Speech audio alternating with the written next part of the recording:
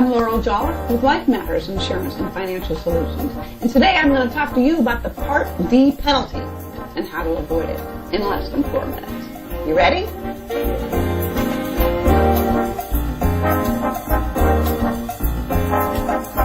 The good news is that you can pause and rewind and move forward if you want to keep going. So what is the Part D penalty?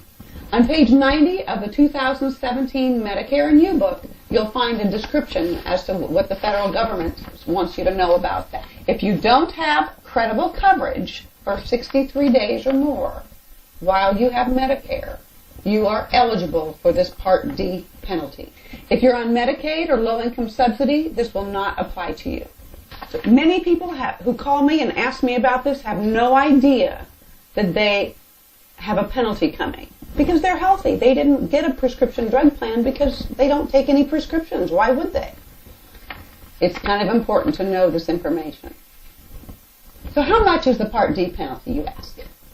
The way CMS, or Centers for Medicare and Medicaid, determine and calculate this figure, they begin with the national average of a drug plan. And so this year, that national average is $35.63.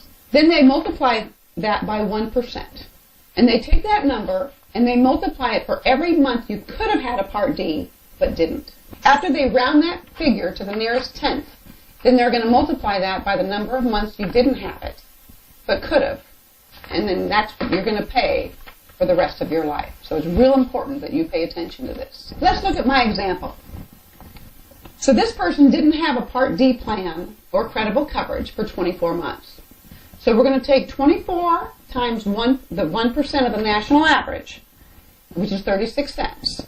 And that comes to $8.64. So the government's going to take that $8.64 and they're going to round it to the nearest tenth. So they're going to add $8.60 to whatever your premium is in 24 months after you get a plan.